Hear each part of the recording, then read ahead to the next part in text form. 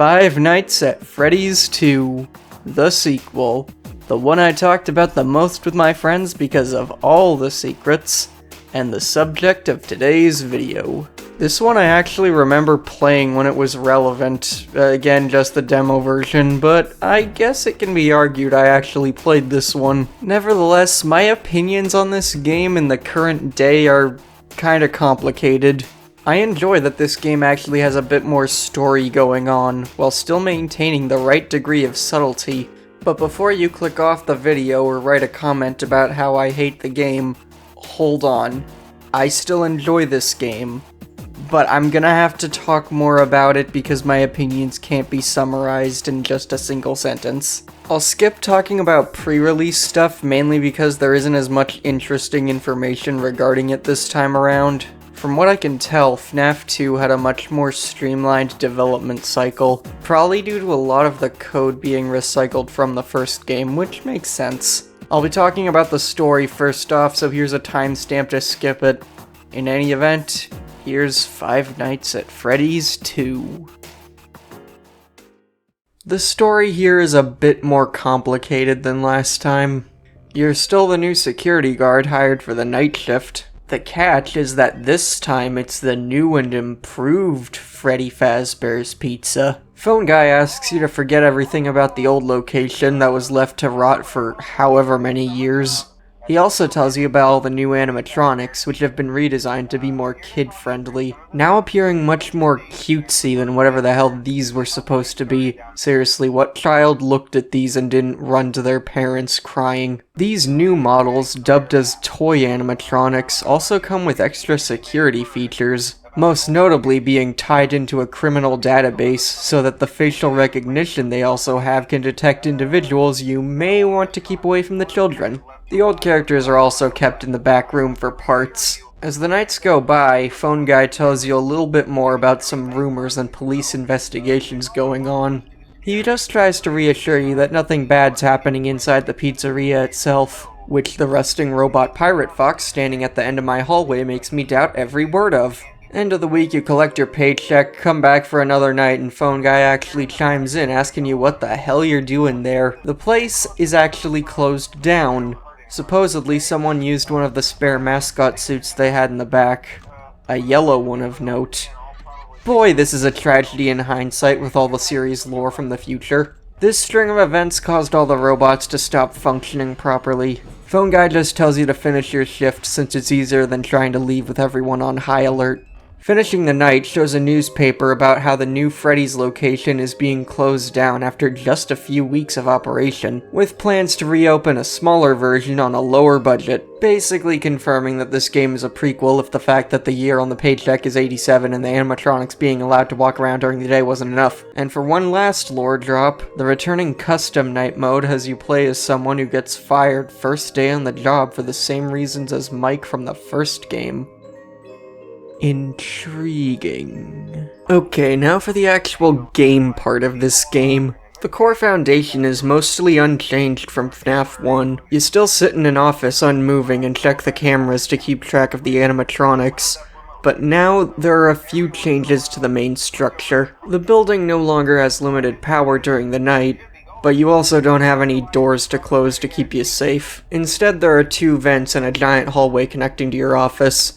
Kinda makes me wonder what purpose this room serves during the day. You now come equipped with a flashlight you can turn on by holding the control key. Shining it down the hallways or on any of the cameras will stun whatever animatronics get caught in the light. Should any animatronics happen to enter your office, you can just put on an empty Freddy head to fend them off. That is, with the exclusion of two of them. The first of them is the puppet, located at the prize counter, who's kept calm by the music box playing there. All you have to do is switch over to the prize counter camera and wind up the box a little bit. The other one being Withered Foxy, who I'll talk about alongside the rest of the Withered animatronics. New to this game, of course, are the new and shiny toy animatronics. Toy Freddy, Toy Bonnie, Toy Chica, and the Mangle.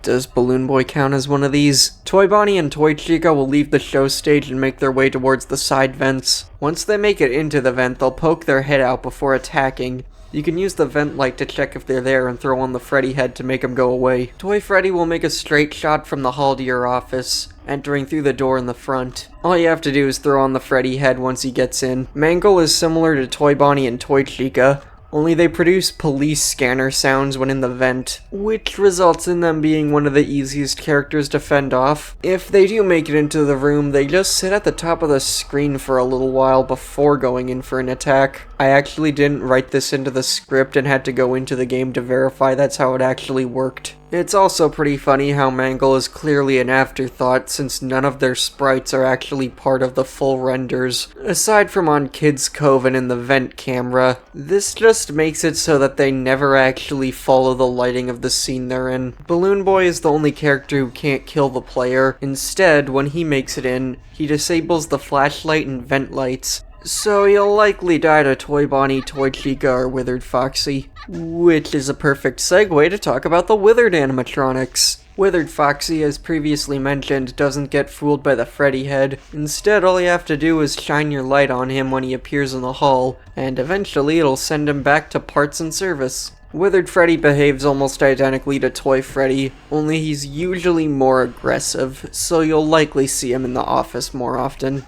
Withered Bonnie and Withered Chica function identically to their toy counterparts as well, only they don't poke their heads out the vents, instead showing up in the office where you deal with them the same as the Freddys. Lastly, we have Golden Freddy, who was actually in the first game but only had a chance of showing up, so I didn't mention him because I didn't get lucky enough. All you need to do is quickly put the head on when he comes in the office. Alternatively, you can flip up the cameras, but this comes with the risk of anyone in the vents coming in. You can also see his disembodied head in the hall when shining your light, and if you shine it too long, he'll kill you. So, there's a lot more to keep track of this time around, and you might think that equals a more interesting game. But I'll be honest, I think the actual gameplay loop of FNaF 2 is one of the weakest, if not the weakest, in the series.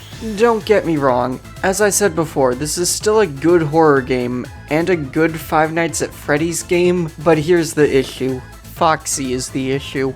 Sure, seeing him standing at the end of the hall with his hook raised is creepy the first time, but eventually he just starts showing up and staying there all night. He also doesn't need to move many times before he can make an attack, so you'll likely be seeing his face jumping at you a lot. A key element to recurring threats in horror games is if something becomes tedious, it stops being scary, and it's just pissing off the player. The other major problem is that during the later nights, the music box just winds down way too fast, to the point where checking any camera other than the prize counter becomes detrimental. So you'll quickly devolve from checking every camera to stun anyone before they can come near you, to flip up the cam, wind the box, put it down, quickly throw on the Freddy head if something's in there, check the hall, flash the vents, rinse repeat till the night ends. The first handful of nights start out really promising too, but as Foxy and the puppets start to get more aggressive, it just stops being fun for me. Not even custom night mode can help since the puppet is stuck on max aggression and Foxy is still active even if you set him to 0. Isn't the point of setting someone to 0 in this mode that they aren't active? Everyone else works like that, so why doesn't Foxy? The main issue here is there's just too much to juggle at any given time. This game just did not have enough time in the oven, as sad as it is to say. Sure, I appreciate the amount of work that clearly went into this game, but when I'm just feeling frustrated while playing the later nights, then I think the game is failing to be actually fun. Now don't get me wrong, I'm not just hating on the game for the sake of it like some YouTubers do. There are plenty of games that I defend that many others would just judge for no reason at all other than people told them it was bad. The problem with this game is it puts you in unfair situations that there's literally no way to win. Stuff like an animatronic showing up in the office, then 2 more poking out of the vents. You can't use the flashlight or open the cameras while the Freddy head is on, so either the music box will quickly wind down or Foxy will jump out and kill you. This happened to me so many times while recording Night 6 that by the time I beat it, I didn't even feel joy, just bittersweet relief. Oh, and that's not even mentioning the damn warning sound. Whenever an animatronic is in a room with a vent, in the vent itself or Foxy in the hallway, there's a sound cue that plays on loop. And since there's almost always something in one of these areas, the entire night just ends up being